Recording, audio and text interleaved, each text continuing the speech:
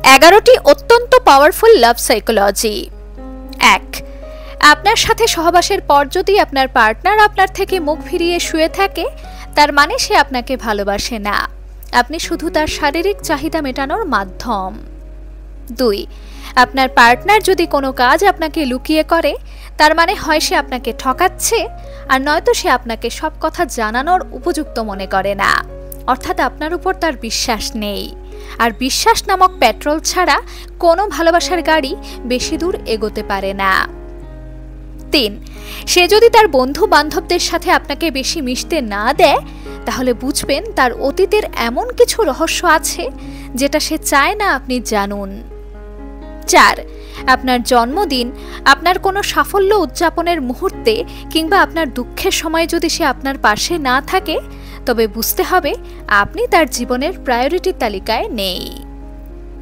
5, আপনি কষ্ট পেয়েছেন এবং সেটা আপনি তার কাছে প্রকাশ করার পরও যদি সে বিষয়টাকে হালকাভাবে নেয় বা এড়িয়ে যায়, তাহলে বুঝবেন আপনাদের সম্পর্কের প্রতি তার কোনো আন্তরিকতা নেই। 6, আপনি কোনো কারণে কষ্ট পেলে যদি সে আপনাকে এটা বলে যে তুমি একটু বেশি বাড়াবাড়ি করছো বা এতে এত সিরিয়াস হওয়ার কি আছে, তবে বুঝবেন সে আপনার আবেগকে মূল্য দেয় না। 7, আপনি কিছু অর্জন করলে বা তার চেয়ে উপরের স্তরে পৌঁছলে যদি সে হাসি মুখে অভিনন্দন জানায় কিন্তু চোখে তার ঈর্ষা লুকিয়ে থাকে, তাহলে বুঝবেন সেটা ভালোবাসা নয়, সেটা প্রতিযোগিতা। 8, কোথায় যাবেন, কি করবেন, কবে দেখা করবেন, সবই যদি তার সুবিধা মতো হয়, তবে বুঝবেন সম্পর্কটা একতরফা, সে সিদ্ধান্ত নেয় শুধু তার নিজের সুবিধা অনুযায়ী।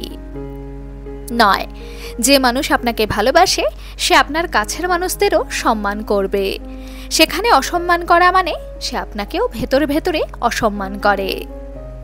10, আপনাকে অন্যের সাথে তুলনা করে যদি সবসময় এটা বলে যে ও অনেক ভালো, তুমি পারো না, বা তুমি ওর মতো চাইলেও হতে পারবে না, তাহলে এগুলো মানসিক অত্যাচারের কৌশল। 11, আপনি বড় কিছু করতে চাইলে যদি সে বলে এগুলো তোমার দ্বারা হবে না, বুঝবেন সে আপনাকে এগোতে দিতে চায় না।